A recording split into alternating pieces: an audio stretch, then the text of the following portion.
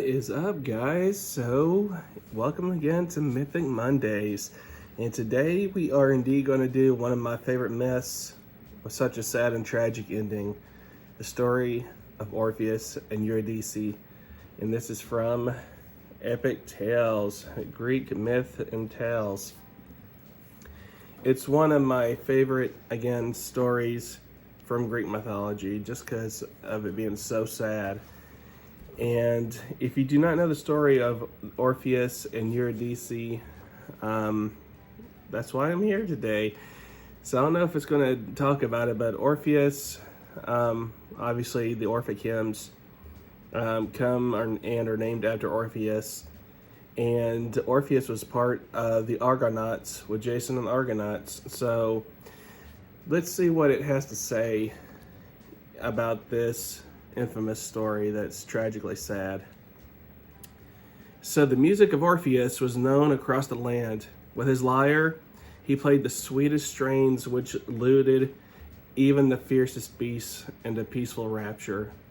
For his music, Orpheus was loved, and he traveled far and wide in issuing forth melodies that were pure and sublime. Orpheus was the son of Apollo and the muse Calliope. He lived in Thrace and spent his days singing, playing the music that spread his fame still further. And one day Orpheus came across a gentle and very beautiful young nymph who danced to his music as if she was born to do so. She was called Eurydice, and wings seemed to lift her heels as she played and frolicked to his music. And then, when their eyes caught, it was clear it was love at first sight, and that their destiny was meant to be shared. It was only a few days later that they joined in marriage, and never before had such an angelic couple existed. As they danced on the eve of their wedding, the very trees and flowers and the wind's rushing streams paused and then shouted their congratulations, and the world stopped to watch, to approve, and to celebrate. And then the most sinister of animals, a stealthy viper, made its way into the babbling mists and struck at the ankle of Eurydice, sending her into an icy instant death. Eurydice sank down in a circle, and all efforts to revive her failed. Time seemed to stop, and certainly there was no music anywhere. Orpheus was grieving. He could not even bring himself to bury her, and he played on his lyre such tunes that even the rocks, the hardened fabric of the caves, shed tears. After several days, he came to a decision which seemed at once as clear and as necessary as anything has ever undertaken. Orpheus made his way down to the underworld, determined to rescue his love. His lyre in hand, his heart pounding with emotion, he reached the river Styx, the black waterway which snakes into the way of the underworld, which divides the world from our own. There he played his lute so tunefully and so eloquently that Charon, the ferryman, took him across the river at no charge and granted access to a place to which no mortal must go. As Orpheus was drawn deeper into the underworld, grisly and frightening sights greeted his eyes, but he continued to play his soulful tune, filling with tears the eyes of those cast in wretched purgatory, the ghosts of beings who had done all ill deeds, the spirits of men who had been cursed. He played on, and his music seeping into the blackness and creating an effortless light which guided the way. At the end of his journey, King Hades and Queen Persephone sat entranced by his music. They knew of his mission, and they would allow him to take Eurydice. His music had unwound the rigors of the rules, of their laws, and momentarily appeased, temporarily relaxed, they permitted Orpheus to take one of their own. But there was one condition, as is such all matters. Orpheus could have his bride returned to him, should she would follow him as a shadow, but he must not look back on his trip from their world. The music of Orpheus's lyre picked up the timbre of his pleasure and took on a jaunty character which brought a look of surprise to the stony face of Hades' guards. Orpheus turned and made his way back to the Styx, to his world, and to home in Eurydice.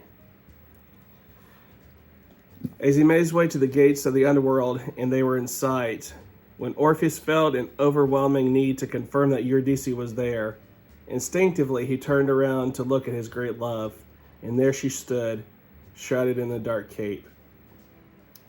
As he reached for her, just as he felt the warmth of her skin, the breath of her on her cheek, she vanished and drawn back into the earth and into the darkened world of the afterlife. Failed, Orpheus left the underworld alone, and when he returned to his land, he lay broken and wasted on the shores of the Styx. For the rest of his short life, he wandered among the hills, carrying a broken lyre which he would not mend and could not play. He cared for nothing. He was attacked one day without the power to play to appease his enemy. His attackers were among the throng of Thracian women who killed him and tore him to pieces. His lyre was taken to Lesbos, where it became a shrine, and some years later his head was washed upon the shore of the island, and there it was joined with his sacred lyre, its broken strings representing forever the broken heart of Orpheus. And that's a brief summary of one of the most tragic stories in Greek mythology of Orpheus, the greatest musician and lyricist that had ever existed. Literally the son of music, being the son of Calliope, the muse, and Apollo. And the only man that was allowed to try to bring his love back from the underworld. That's kind of like, in a way, when you think about it, it's kind of like What Dreams May Come, that Robin Williams movie. I'm sure it's kind of based on the Orpheus story because, he was able to go into the underworld and get his wife back. Except this one, being a Greek tragedy, you did not have the happy ending that What Dreams May Come had.